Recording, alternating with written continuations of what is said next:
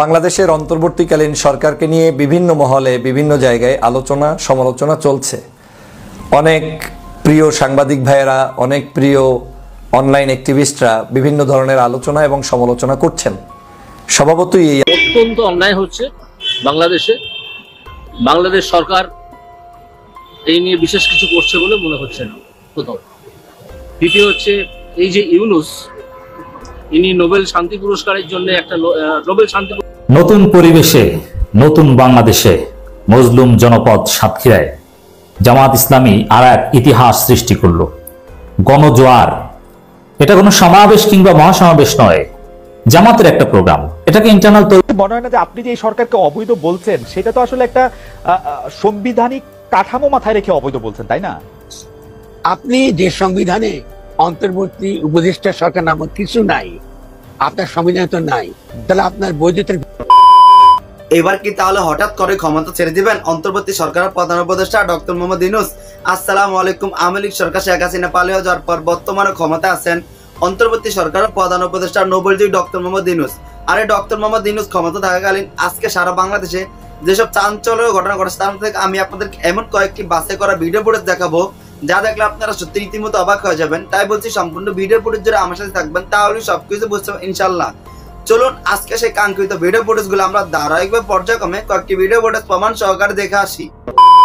বাংলাদেশের অন্তর্বর্তীকালীন সরকারকে নিয়ে বিভিন্ন মহলে বিভিন্ন জায়গায় আলোচনা সমালোচনা চলছে। অনেক প্রিয় সাংবাদিক ভাইয়েরা, অনেক প্রিয় অনলাইন অ্যাক্টিভিস্টরা বিভিন্ন ধরনের আলোচনা এবং সমালোচনা করছেন। স্বভাবতই এই আলোচনা সমালোচনার মধ্য দিয়েই ফ্যাসিবাদের পতন নিশ্চিত হয়েছে, কোনো সন্দেহ নাই। বাংলাদেশের গত 16 বছর বিশেষ কিছু ব্যক্তিবর্গ যে অবদান রেখেছে, তাদের সেই অবদানের কারণে মাঠ তৈরি হওয়া জায়গায় আন্দোলনটা বেগবান হতে সহায়ক হয়েছে। আমি তাদেরকে ধন্যবাদ জানাই। পাশাপাশি বাংলাদেশের বর্তমান পরিস্থিতিতেও অনেক বিষয়ে আমার কাছে মনে হচ্ছে প্যানিক হচ্ছে, আবার অতিরঞ্জিতও মনে হচ্ছে, আবার একেবারেই কিছু না বলে চুপ করে বসে থাকা, সেটাও আমার কাছে মনে হচ্ছে এক ধরনের দালালি হয়ে যাচ্ছে। তো সব কিছু মিলে আমাদের ভাইয়েরা যারা যেখান থেকে যতটুকু অবদান রেখে চলেছেন, তাদের এই অবদানগুলোকে নিয়েই আগামীর পথ চলতে হবে, সেটা আমি বিশ্বাস করি। সাম্প্রতিক সময়ে আমাদের একজন প্রিয় ভাইয়ের ভিডিও এসেছে, যে ভিডিওতে বাংলাদেশের আগামী দিনের কিছু বিষয় নিয়ে তিনি খুব আলোকপাত করার চেষ্টা করেছেন, যে এই দেশে এই বিষয়গুলো সতর্ক না হলে ভবিষ্যৎ অন্ধকার। আমি তার এই জায়গাটাকে, সমালোচনাটাকে পজিটিভলি কিছু কিছু অংশে নিয়ে, আর কিছু কিছু অংশ আমাদের এই মুহূর্তে অতিরিক্ত যেটা প্রয়োজনীয়তা নেই বলে মনে করছি, সেটা নিয়ে আজকে একটু আলোচনা করার চেষ্টা করছি। প্রথমত হচ্ছে যে বাংলাদেশটা গত 16 বছর যেই অবস্থায় ছিল, সেই 16 বছরের অবস্থাটা যদি আপনি চিন্তা করেন, তাহলে শুধু শেখ হাসিনাও যদি বাংলাদেশ থেকে যে কোনো মূল্যে বের হয়ে যেত, তাহলেও কিন্তু আপনি হ্যাপি থাকতেন। কারণ আপনার কাছে, আমার কাছে শেখ হাসিনা একটা বোঝা ছিল। শেখ হাসিনা যদি এই আন্দোলনের মুখে না পড়তেন, ব্যক্তি শেখ হাসিনা যদি রাজনৈতিক দলগুলোকে ডেকে বলতেন যে আপনারা বৈঠক করেন, আমি এই প্রস্তাব দিলাম, আমার বিশ্বাস বাংলাদেশের সিংহভাগ রাজনৈতিক দল তার সাথে বৈঠক করে বলতো, ঠিক আছে আপনি বিদায় নিয়ে আমাদেরকে একটা সুন্দর নির্বাচন দেন, তাতেও জনগণ খুশি। তার মানে আমি বুঝাতে চাচ্ছি, হাসিনাকে রিমুভ করতে এতটাই কঠিন পরিস্থিতি ছিল, যেই পরিস্থিতিতে মন্দের ভালো অপশনটা এদেশের জনগণ বেছে নিত এবং রাজনীতিবিদরাও নিত, বাস্তবতা তাই বলে।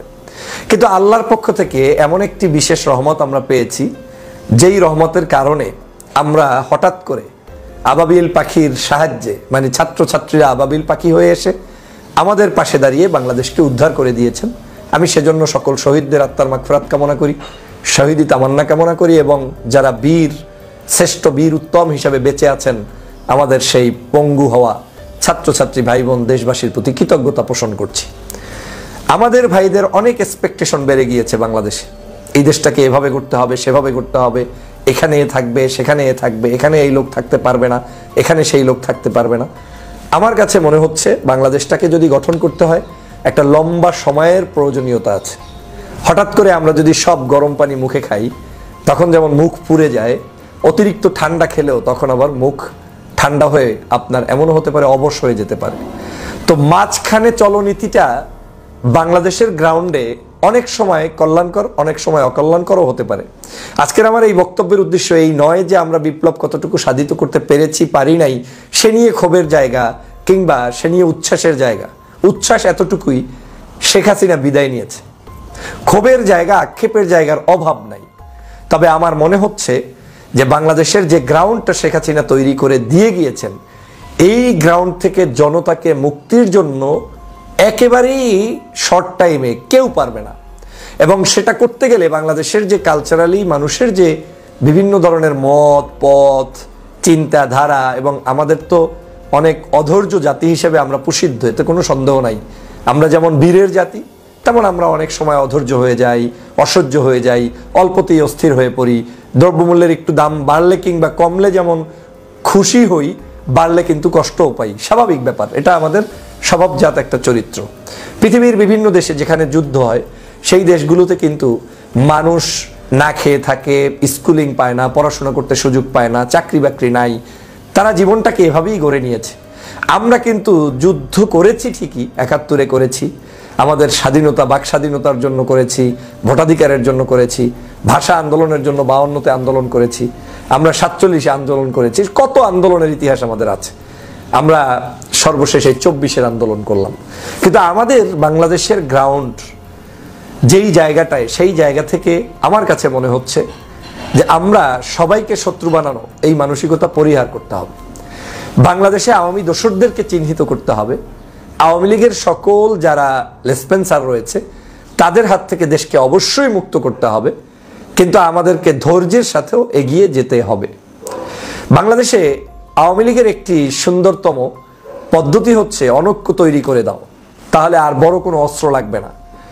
এবং এই অনৈক্যটা আপনাকে আদর্শের জ্ঞান দিয়েই তৈরি করে দিবে, বলবে এই আদর্শ প্রচার করো, সেই আদর্শ প্রচার করো, আপনি একটা করবেন আমি একটা করবো, এই যে অনৈক্য তৈরি হয়ে যাবে, এটাতেই আওয়ামী লীগ সন্তুষ্ট হয়। বাংলাদেশের বর্তমান যে সরকার, এই সরকারটা এস্টাবলিশড হওয়ার জন্য কোনো কারো পরিকল্পনা ছিল না, কারো মাথায় কোনো ধরনের প্ল্যান নাই, প্ল্যান এ বি সি কিচ্ছু ছিল না। এই দেশে আমি আবারও বললাম, আল্লাহর বিশেষ মেহেরবানিতে সাডেনলি আপনার কাছে একটা বিষয় এসে দাঁড়িয়েছে, আওয়ামী লীগের অপকর্মের শাস্তি হিসাবে।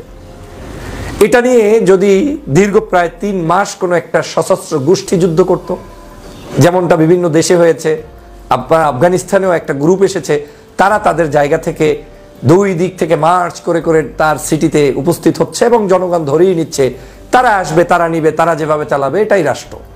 বাংলাদেশে যদি এমন একটা আন্দোলন হতো, যেই আন্দোলনটা যখন সব পক্ষ ব্যর্থ, তখন সবাই তার মধ্য থেকে কোনো একটা সশস্ত্র গ্রুপ সারা বাংলাদেশে অন্তত তাদের 5 লাখ সমর্থক নিয়ে সমস্ত অফিস আদালতগুলো দখল দিয়ে যাইতো এবং তারা একটা তাদের নিজস্ব থিমের উপরে রাষ্ট্র চালাতো, তাহলে সেটার নাম ছিল প্রকৃত বিপ্লব।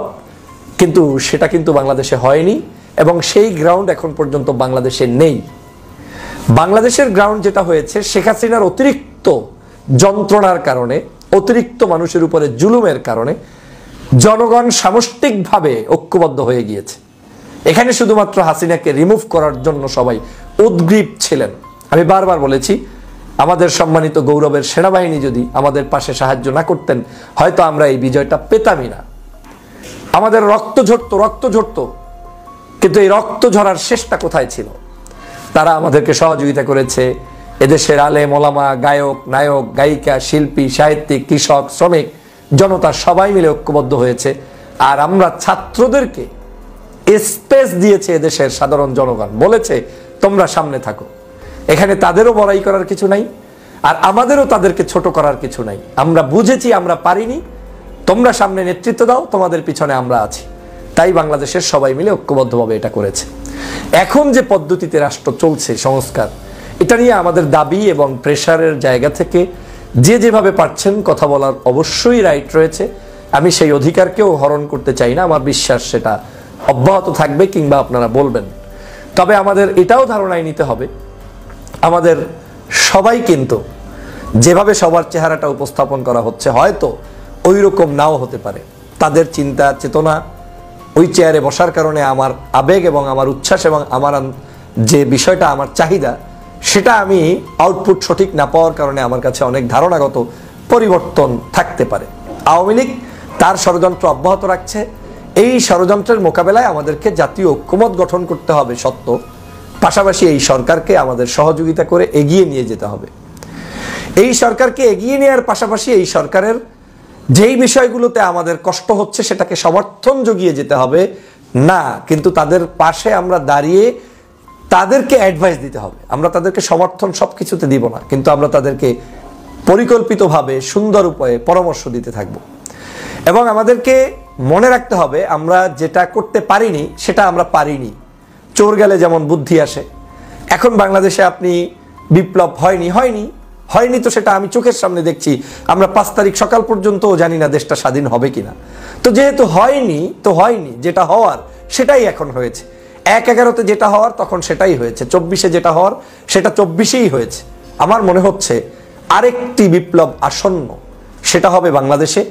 যারা আওয়ামী প্রীতি দেখাবে, পাশের একটি দেশের আধিপত্যবাদকে মেনে নিবে, এদের বিরুদ্ধে একটা লড়াই, সেটা লম্বা সময়ও লাগতে পারে, অল্প সময়ও লাগতে পারে। দেশের মধ্যে যেই চিন্তাটা ঐক্যবদ্ধ হবে, যারা এই ফ্যাসিবাদ এবং আধিপত্যবাদের বিরুদ্ধে থাকবে, তাদের মধ্যে একটা ইউনিটি হবে। এই ইউনিটিটা গিয়ে একটা সময় আরেকটা বড় বিপ্লব ধারণ করবে। তার আগের যে সময়টা এখন যেটা যাচ্ছে, প্লাস আরেকটা গভর্নমেন্ট আসা পর্যন্ত আমার কাছে মনে হচ্ছে ওই সময়টা ওইভাবেই যাবে।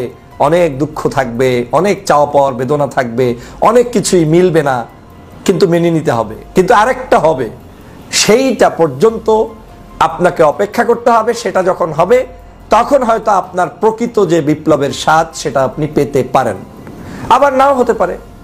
বাংলাদেশের প্রেক্ষাপটে এখন যেটা চলছে এভাবেই হয়তো যাবে, কিন্তু আমরা এভাবে কামনা করি না।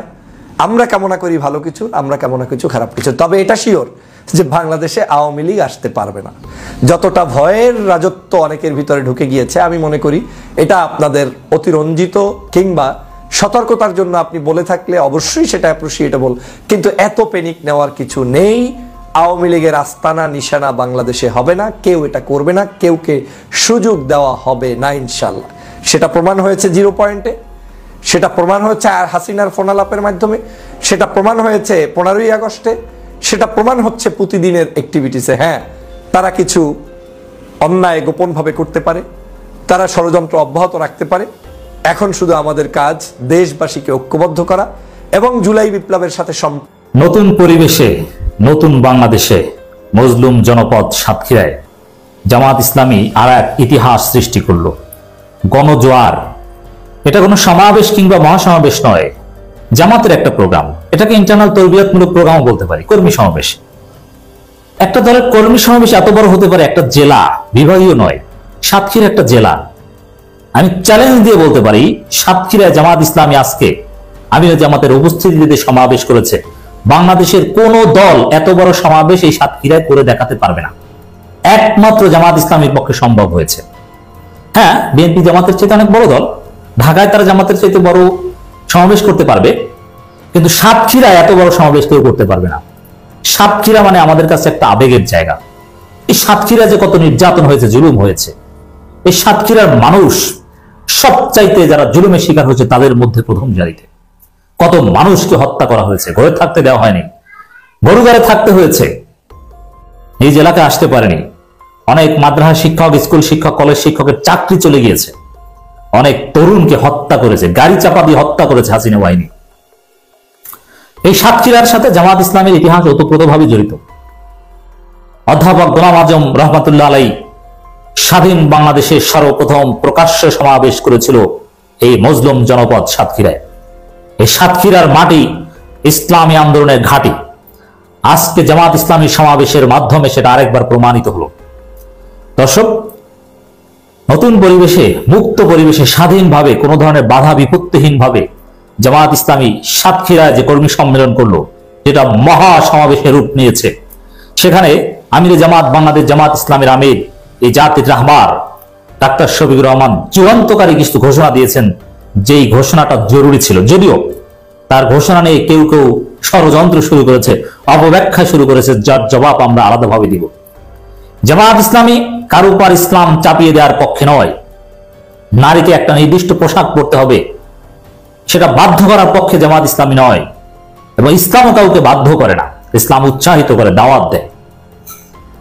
আমিরে জামাত সাতক্ষীরায় প্রমাণ করে দিলেন ঘোষণা দিয়ে, জামাত ইসলামী কোন উগ্রবাদী এক্সট্রিমিস্ট মৌলবাদী দল নয়, জামাত ইসলামী মূলধারার গণতান্ত্রিক ইসলামী দল, এবং জামাত ইসলামী কোনো ফাঁদে পা দিবে না।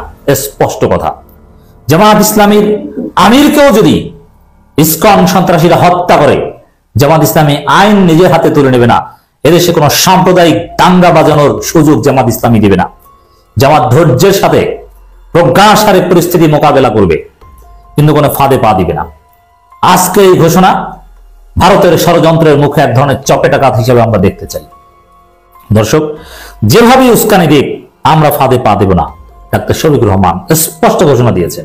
এর মানে জামাত নেতাদের হত্যা করে উস্কানি দিবে, জামাত নেতাদের উপর হামলা করে উস্কানি দিবে, কিন্তু জামাত ইসলামী কোনো হামলায় কিংবা কোনো উস্কানিতে পা দিবে না। স্পষ্ট কথা।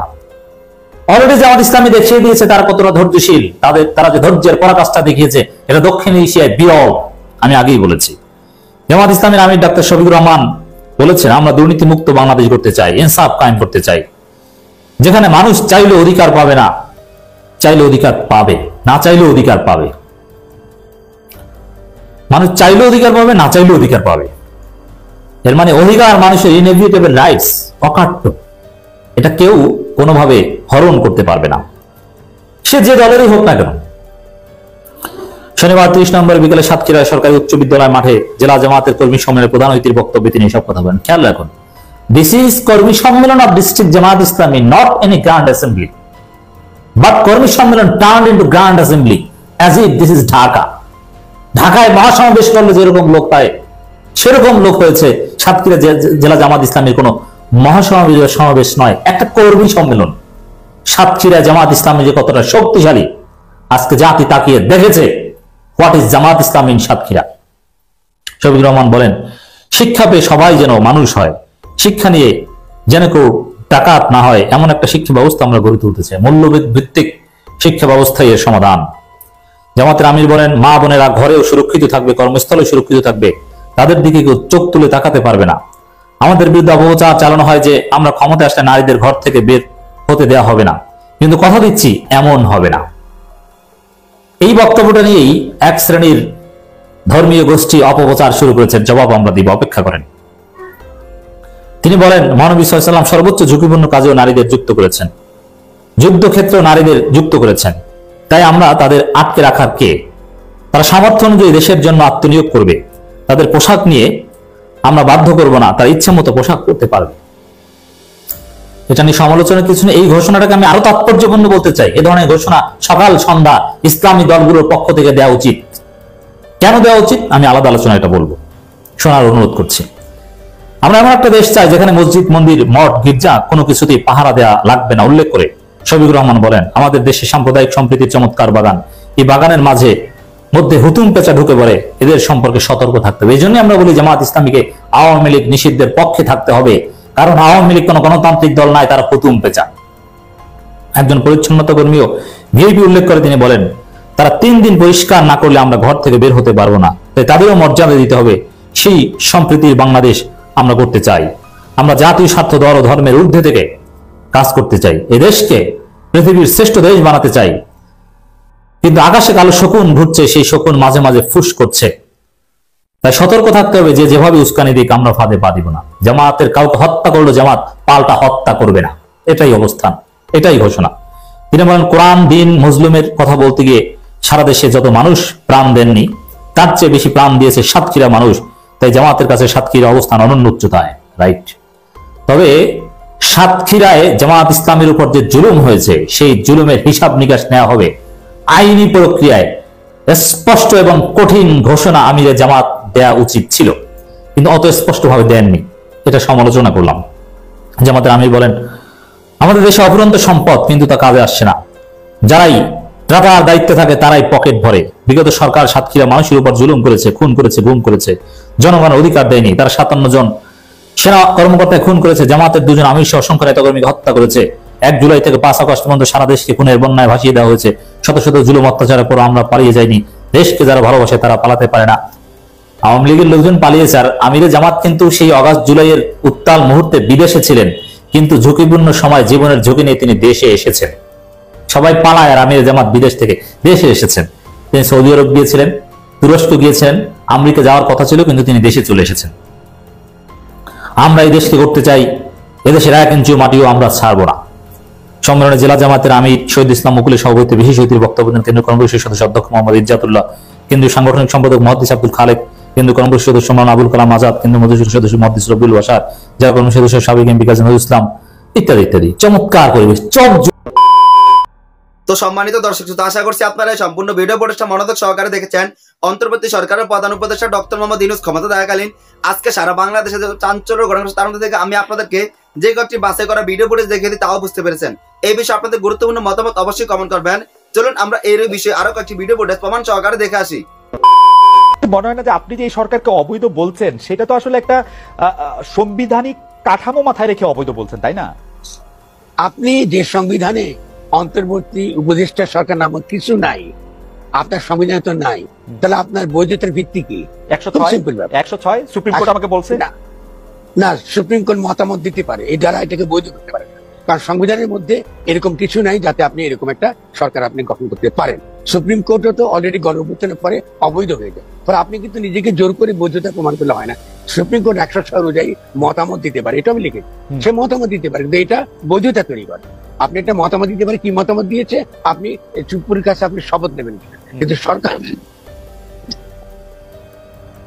সরকার বৈধ কিনা এটা তো সুপ্রিম কোর্ট বলবার কোনো এখতিয়ারই নাই। এবং এটা সুপ্রিম কোর্টের কাছে এরকম কোনো যে যখন কেউ গেছে এরকম কোনো আপনি রিট নিয়ে সুপ্রিম কোর্টে গ্রহণ করে নাই, আপনি গায়ের জোরে আছেন ক্ষমতা, এটাই মিন।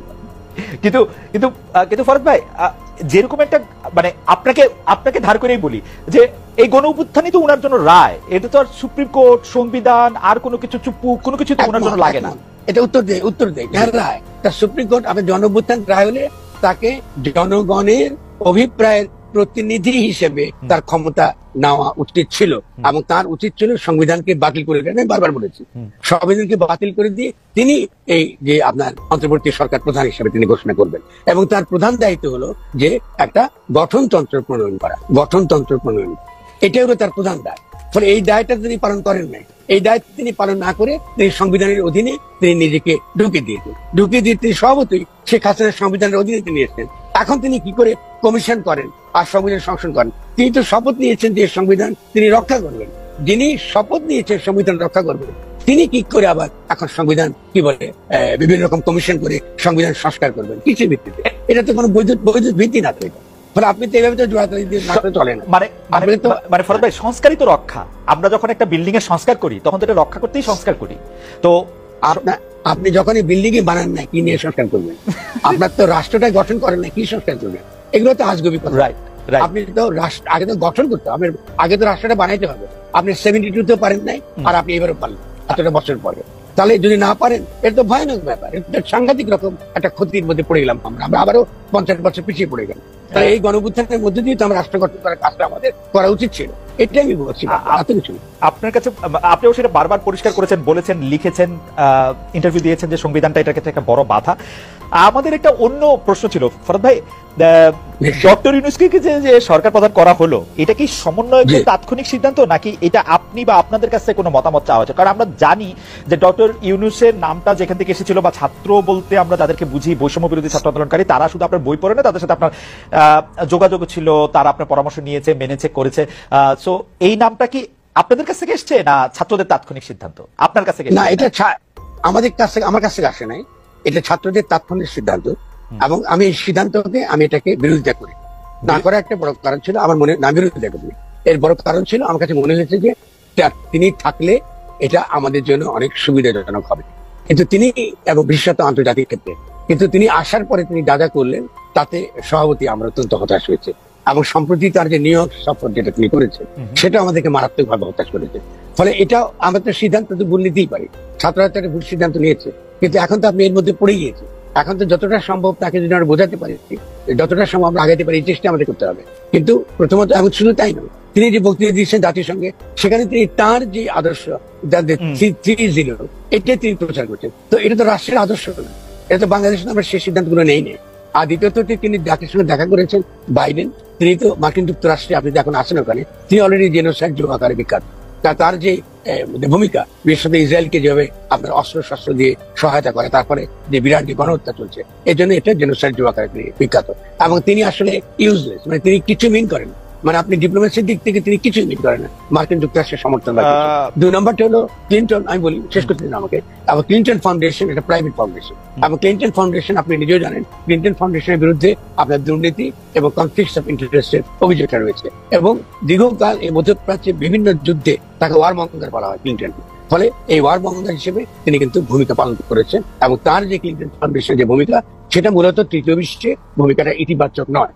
ফলে দেখেন এগুলো কিন্তু একটা ভাবমূর্তি তৈরি করে, মানে তার সম্পর্কে আমাদের যে মূল্যায়নটা, সেই মূল্যায়নটা একটা নেতিবাচক জায়গায় চলে যায়। ফলে আমরা চাই না যে তিনি এমন কিছু করেন যেটা আসলে আমাদের জন্য, বাংলাদেশের জন্য এটা বিপজ্জনক হয়। ফলে এই কথা তো আমাদের মতো লোকরা তো বলবেই, কারণ আমরা তো বুদ্ধিজীবীদের জায়গা থেকে কিছু দায় আমাদের আছে। ফরহাদ ভাই, একটু পরিষ্কার করার জন্য কি বলবো, আবার একটু আপনি বিরক্ত না হলে, সেটা হচ্ছে যে আপনি কি মনে করেন প্রফেসর ইউনূসকে সরকার প্রধান হিসেবে নিয়োগ বা অনুরোধ করার বা তাকে এই দায়িত্ব নেওয়ার যে সিদ্ধান্ত, সেই সিদ্ধান্ত ভুল ছিল? না, আমি এটা বলবো না, সেই সিদ্ধান্তটা একটা সময়, না ভুলটা তো আমরা পরে বুঝতেছি। আচ্ছা, সেটা আপনি ভুলটা তো আমরা পরে উপলব্ধি করছি। আপনি তো প্রথম দিকে আপনার যে প্রত্যাশা, মানে যেটা হলো আচ্ছা প্রথম দিকে জনগণের, আচ্ছা এবার পরিষ্কার মানে নিয়োগটার ব্যাপারে তার চয়েসটা হয়তো ঠিক ছিল, কিন্তু সেই প্রত্যাশাটার জায়গা থেকে তিনি পূরণ করতে পারেন নাই, সেটা আপনি বলতেছেন। সেটাই। এবং আপনি কি এইটা একদম স্পষ্ট বললেন, আমি নোট নিলাম, ডিপ্লোমেসির দিক দিয়ে প্রফেসর ইউনূসের অবস্থান কিছু মিন করে না, মানে তিনি মার্কিন যুক্তরাষ্ট্র যা বলছেন তাই আসলে প্রতিধ্বনি করছেন, আপনি কি এরকম বলছেন? আমি এভাবে বলিনি, আমি বলছি ডিপ্লোমেসির দিক থেকে জো বাইডেন কোনো তাৎপর্য বহন করে না। এখানে যেভাবে আমাদের মিডিয়াতে প্রচার করছে যে তিনি বিরাট কিছু জয় করে এনেছেন, তিনি কিছু জয় করে আনেন। আমাদের মিডিয়া এই ব্যাপারে, আমাদের মিডিয়াতে এই ক্ষেত্রে সৎ হওয়া উচিত। জো বাইডেন তার সঙ্গে দেখা করেছে হোয়াইট হাউসে, দেখা করেছেন আপনার জাতিসংঘের অনুষ্ঠানের 2টা অনুষ্ঠানের মাঝখানে, এটা যে খুব সম্মানজনক তাও নয়, ঠিক আছে না? এবং তিনি এসে তাকে চুমু খাচ্ছেন, ফলে এটা কিন্তু খুব যে বিরাট একটা মহৎ কিছু তাও নয়, কারণ জো বাইডেনের চুমু খাওয়া আমাদের জন্য খুব একটা আনন্দের বা গর্বের কিছু নেই। আচ্ছা, এটা এই সিরিজের শেষ প্রশ্ন, আমরা যদি আমাদের ভুল বুঝতে পারি বা আমরা যদি মনে করি যে আমাদের প্রত্যাশা পূরণ হতেছে না, এই ক্ষেত্রে কি আমাদের কিছু করার আছে? মানে আমরা কি মানে উনাকে বদলাইতে পারি? এখন বদলাবো নাকি শেখ হাসিনার মতো আমাদের ভাবতে হবে যে মানে উনার তো বিকল্প নাই, মানে ব্যাপারটা কি এরকম? না, এরকম না। আমরা তো ডেফিনেটলি জনগণ যদি তাকে বসায়, তাহলে জনগণ তাকে নামাতেও পারে, সেটা বড় কথা না। কথা হচ্ছে এখানে বদলাবার কথা তো আসে না। আমরা চাই, আমাদের সমালোচনার মূল উদ্দেশ্য হচ্ছে যে এই গণঅভ্যুত্থানের মধ্যে এতগুলা জীবন গেল, এতগুলা মানুষ পঙ্গু হয়ে গেল, তাদের যে আকাঙ্ক্ষা, তাদের যে অভিপ্রায়, এটা যেন তিনি উপলব্ধি করেন এবং সেইভাবে যেন তিনি চলেন, এবং সেভাবে যেন এটাকে বাস্তবায়নের জন্য চেষ্টা করেন। এটা আমাদের সমালোচনা, আমাদের তার উপর চাপ সৃষ্টি করবার এটাই কারণ। কিন্তু আমাদের মনে হচ্ছে যে তিনি কিন্তু এটা প্রতি খুব একটা উপেক্ষা নিয়ে করছেন। যদি তিনি উপেক্ষা করেন, তিনি মারাত্মক ভুল করবেন। কারণ জনগণকে, যে জনগণ শেখ হাসিনাকে তাড়িয়ে দিয়েছে, সেই জনগণ কিন্তু তাকে তাড়িয়ে দিতে খুব বেশি সময় নেবে না। এখন বিপজ্জনক হলো যে যেহেতু আমরা একই সঙ্গে শেখ হাসিনার সরকার ফিরে আসুক এটা চাই না, তাহলে ডক্টর ইউনূসের উচিত হবে না আমাদের এই দুর্বলতার সুযোগটা নেওয়া। তার উচিত হবে আমাদের কথা মনোযোগের সঙ্গে শোনা, এবং যদি আমরা ভুল বলি, আমাদের কোনো সমালোচনা ভুল থাকে, তিনি আমাদেরকে, আমরা মেনে নেব, কোনো সমস্যা নেই। আমরা প্রথম থেকে বলেছি এই সরকারকে আমরা একদম আনকন্ডিশনালি সমর্থন করি, আনকন্ডিশনালি প্রথম শুরুর দিকে বলেছিলাম, এখন হয়তো অত জোরের সঙ্গে এটা বলতে পারবো না, কিন্তু আমরা মনে করি যে সরকারকে দিয়েও আমরা অনেক কিছু আমরা অর্জন করতে পারবো। এই সরকার যখন আসে, এই সরকারের বিরুদ্ধে যথেষ্ট পরিমাণ মেলা অভ্যুত্থান মলা প্রচার হয়েছে, এবং এগুলো কিন্তু আমাদেরকে মোকাবেলা করতে হবে। ডক্টর ইউনূস যদি মনে করেন যে তিনি তাঁকে ছাত্ররা বসিয়েছেন ক্ষমতা, এটা ভুল ধারণা, এবং এটাও তিনি খুব খারাপ কাজ করেছেন যে ছেলেদের পিঠ চাপড়ে দিয়েছেন, এটা ঠিক না। আমাকে, কারণ এখানে জনগণ ছিল এবং সৈনিকরা ছিল, ফলে আপনি তার ভাববার কোনো কারণ নেই যে ছাত্ররাই শুধু এই আন্দোলনটি করেছে। এগুলো মারাত্মক রকম একটা ক্ষমতা বলয় তৈরি করে, যে ক্ষমতা বলয়টা ইতিমধ্যে ছাত্রদের মধ্যে নানান বিভক্তি এবং ছাত্রদের মধ্যে নানান বিভ্রান্তি এবং ছাত্রদের গ্রহণযোগ্যতা জনগণের কাছে কমিয়েছে মারাত্মকভাবে।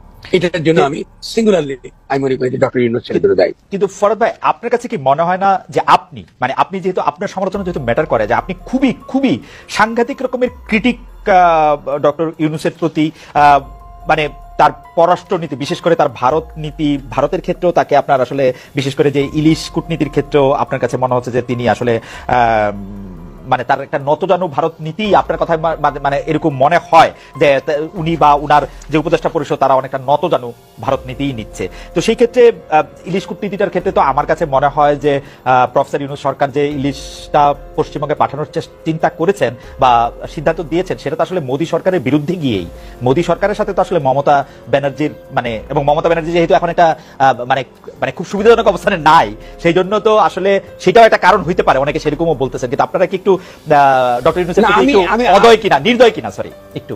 না, আমরা তার প্রতি নির্দয় হবো না, কারণ আমরা যখন তার প্রতি যখন এই তার ক্ষমতা আসার পরপরই তার বিরুদ্ধে অনেকগুলো কাউন্টার রেগুলেশন হয়েছে, সেক্ষেত্রে তো আমরা সক্রিয়ভাবে কাজ করেছি, ফলে নির্দয় হওয়ার কোনো প্রশ্ন আসে না। আর দ্বিতীয়ত এই তথ্যগুলো ঠিক নয় যে মমতা ব্যানার্জির জন্য তিনি ইলিশ পাঠিয়েছেন। প্রথমত হলো যে এই দুর্গাপূজায় ইলিশ লাগে না, এটা একটা ভুয়া তথ্য। হ্যাঁ, এটা মাছ লাগে কিন্তু ইলিশ লাগে, ফলে এটা পাঠানোটা একান্ত ব্যবসায়ীরা এটা করে। এবং এই পাঠানোটার ক্ষেত্রে যে কলকাতার গরিব মানুষগুলো বা কলকাতার মানুষ এই ইলিশ কিনে খেতে পারবে তা কিন্তু না, ধনীরা ইলেকশনের জন্য ইলিশে গেছে। ফলে এই জেস্টারটা তারা বলছে যে এটা দ্বারা ভারতের সঙ্গে আমরা একটা ডিপ্লোম্যাটিক একটা সম্পর্ক তৈরি করবো, বাড়াবো, এটা ননসেন্স। এটা দ্বারা ডিপ্লোমেসি আসলে বাড়ে না। ভারতের সঙ্গে আমাদের কূটনৈতিক সম্পর্ক আরো আমাদের ঘনিষ্ঠ করবার আরো বহু পথ আছে। কারণ ভারতের যে প্রধান উদ্বিগ্নতা সেটা হচ্ছে সীমান্ত, যে তারা চায় না তাদের এখান থেকে আমরা এমন কিছু করি যেটা তাদের সিকিউরিটির দিক থেকে এটার বড় ধরনের সমস্যা তৈরি করে। সেকেন্ডলি, ভারত একটা হিন্দুত্ববাদী রাষ্ট্র, ফলে হিন্দুত্ববাদী রাষ্ট্রে তাদের হিন্দুত্ববাদটা আমাদের জন্য মারাত্মক রকম একটা সমস্যা। ফলে সেটা যদি আমরা কাটিয়ে তুলতে চাই, তাহলে পশ্চিমবাংলার সঙ্গে আমাদের সম্পর্ক থাকা দরকার, এবং হিন্দুত্ববাদকে মোকাবেলা করার ক্ষেত্রে বা সাধারণভাবে উপমহাদেশে ফ্যাসিবাদকে মোকাবেলার ক্ষেত্রে আমাদের যে সাধারণ গণনীতি কি হতে পারে উপমহাদেশে, এগুলো আলোচনার বিষয়। বহু ক্ষেত্রে আমরা এগুলো আলোচনা করতে আপনার পারি। কাছে কি মনে এবং সেক্ষেত্রে আপনি পাবেন। আপনার কাছে কি মনে হয় তাহলে এই ইলিশটা রপ্তানি করার ক্ষেত্রে, মানে শুধু এক দুই লাইনে যদি বলেন, ডক্টর ইউনূসের সরকার বা উপদেষ্টা পরিষদের মধ্যে কি কাজ করেছে আসলে? ব্যবসা তাকে কেউ না কেউ বুঝিয়েছে, সম্ভবত তার দেশ উপদেষ্টা আছেন যারা বিদেশ ব্যাপারটা দেখেন, কেউ হয়তো বুঝিয়েছে যে তিনি যদি ইলিশ দেন তাহলে আর তার সঙ্গে নরেন্দ্র মোদীর একটা সাক্ষাৎকার জাতির সঙ্গে হতে পারে। এটা হলো আমার শোনা কথা। আমি এই ব্যাপারে আমি এটাকে খুব জোর করে কিছু বলতে পারবো না। এটা কিন্তু আমার কাছে খুব অযৌক্তিক মনে হয় যে হয়তো তিনি মনে করছেন এর মধ্যে দিয়ে তিনি মোদীর সঙ্গে একটা মিটিং এর তিনি হয়তো ব্যবস্থা করবেন ইলিশ মাছ। এগুলো তো আপনি তো এই অঞ্চলের রাজনীতি খুব ভালো করে খেয়াল করেন, নরেন্দ্র মোদীকেও আপনি ভালো করে দেখেন, এই অঞ্চলের নানা কিছু। আপনার কাছে কি মনে হয় যে ইলিশ দিয়ে আসলে এটা সম্ভব? মানে না, এটা তো জেস্টার। যারা আর্গু করেছে, যারা এই যে ইলিশ না দেওয়াটার বিরুদ্ধে যারা কথাবার্তা বলেছে, যাদের লেখাটাকে আমরা পড়েছি, সেখানে তো তারা বলেছেন যে ইলিশ না দেওয়াটা এটা একটা অত্যন্ত পেটি জিনিস, এটা অত্যন্ত ক্ষুদ্রতার ব্যাপার, সংকীর্ণতার ব্যাপার, অত যাওয়া উচিত, কারণ এটা আমাদের কূটনৈতিক উনি যদি এটা করতে চাইতেন, উনি প্রফেসর ডক্টর মোহাম্মদ ইউনূস, উনি তো একটি টেলিফোনও উঠাইতে পারতেন, টেলিফোনও করতে পারতেন উনি সরাসরি। উনাকে কেন করেন না? তার মানে নিশ্চয় ওইটা কোন উদ্যোগ না আর কি, মানে আমার মনে হয় যে মানে এটা জেস্টার না হতে পারে। আমরা ঠিক আছে, আমি আপনার সঙ্গে আমি এটা নিয়ে তার আপনার সঙ্গে অত্যন্ত অন্যায় হচ্ছে বাংলাদেশ সরকার এই নিয়ে বিশেষ কিছু করছে বলে মনে হচ্ছে না, প্রথম। দ্বিতীয় হচ্ছে এই যে ইউনূস, ইনি নোবেল শান্তি পুরস্কারের জন্য একটা নোবেল শান্তি পুরস্কার পেয়েছিলেন। আমার মনে হয় এই ইউনূস যেভাবে বাংলাদেশকে গত প্রায় 90 দিন ধরে চালাচ্ছেন, একটা সম্পূর্ণ বেআইনি সরকার চলছে, কারণ তাদের প্রধানমন্ত্রী পদত্যাগ করেননি এখনো, সে তিনি যেখানেই থাকুন, এবং যেভাবে তার ওই একটা অস্থায়ী সরকার মতো তিনি গঠন করেছেন, তার হেড হয়েছেন, তাতে যেভাবে অন্য ধর্মের ওপর, বিশেষত হিন্দু ধর্মের উপর যে আক্রমণ চলছে, তাতে আমি মনে করি নোবেল কমিটির এই মুহূর্তে তার নোবেল পুরস্কার ফিরিয়ে নেওয়া উচিত। আপনারা হয়তো আমায় জিজ্ঞেস করতে পারেন যে নোবেল কমিটির এই রুল আছে, আমি বলতে পারবো না, কিন্তু একটা সাধারণ রুল আছে যে কোনো কর্তৃপক্ষ যদি কোনো একটা কাজ করতে চান, করার ক্ষমতা থাকে, তাহলে তার সেই কাজ নাকচ করারও ক্ষমতা থাকে। সেই প্রিন্সিপালের উপর ভিত্তি করে আমি দাবি করছি নোবেল কমিটি এই মুহূর্তে ইউনূসের নোবেল পুরস্কার ফেরত নিয়ে নিক। ক্রমশ ব্যাপারটা বোঝা যাবে। আন্তর্জাতিক পরিস্থিতি সবাই নজর রাখছেন, সব দেশ, এবং এই অসভ্যতা চলতে পারে, প্রথম। দ্বিতীয় হচ্ছে যাকে অ্যারেস্ট করা হলো প্রথম দিন, তাকে অন্যান্য শ্রীলঙ্কা আবারও রপ্তানিতে শীর্ষে, সাধারণ অপরাধীদের সঙ্গে রাখা হয়েছে। কোন সভ্য দেশে এরকম হয় বলে আমি শুনিনি। এরা যে কোনো সময়, কালকে আমাদের এখানে যিনি ইসকনের আছেন, তিনি আশঙ্কা প্রকাশ করেছেন যে তাকে যে কোনো সময় মেরে ফেলা হতে পারে, চিন্ময়ানন্দ। তো যদি আপনাকে আটকে রাখতেই হয়, এই অসভ্য বর্বর সরকার যেটা চলছে, তাকে যদি আটকে রাখতেই হয়, তাহলে আপনি কোনো গেস্ট হাউসে আটকে রাখুন তাকে, অন্য কোনো আলাদা জায়গায় নিয়ে গিয়ে আটকে রাখুন তাকে। যখন আদবানিকে অ্যারেস্ট করেছিল বিহার সরকার, আপনাদের অনেকেরই হয়তো মনে আছে, আমাদের লালকৃষ্ণ আদবানিকে রথযাত্রা নিয়ে, তখন তাকে একটা গেস্ট হাউসে রাখা হয়েছিল। এরকম অনেক ক্ষেত্রে হয়। আপনারা এতই অসভ্যতা করছেন হিন্দু ধর্মের বিরুদ্ধে যে এই যিনি স্বামী চিন্ময়ানন্দ দাস, হ্যাঁ, চিন্ময় কৃষ্ণ দাস, তাকে সাধারণ অপরাধীদের সঙ্গে আটকে রেখেছেন। এই ঝুঁকি আপনারা নিচ্ছেন। আপনারা জানেন এর ফল কি হতে পারে, আপনারা হয়তো জানেন, কিন্তু টের পাবেন যদি তার কোনো ক্ষতি হয়। এবং হিন্দুদের উপর এই আক্রমণ আমি তীব্র নিন্দা করছি। এবং এই ধরনের আক্রমণ, আমার কথাটা শেষ হয়নি, এবং তীব্র নিন্দা করছি। এবং যারা এই আক্রমণ চালাচ্ছেন তারা জেনে রাখুন, পৃথিবীর বিভিন্ন দেশে তাদের ধর্মীয় সম্প্রদায়ও আছে, তারা মিলেমিশে থাকে, যেমন আমাদের ভারতবর্ষ।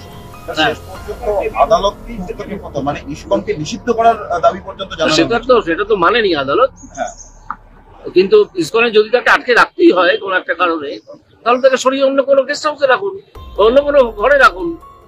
সে ঘরে বিরাট 5 স্টারের ব্যবস্থা থাকতে হবে তা তো নয়। তিনি তো সন্ন্যাসী, তাকে তো জেলের ভেতরে ধর্মাচরণের অধিকারটা দিতে হবে, তাই না? তো এইটা তো আপনারা বন্ধ করে দিচ্ছেন বলে মনে হচ্ছে।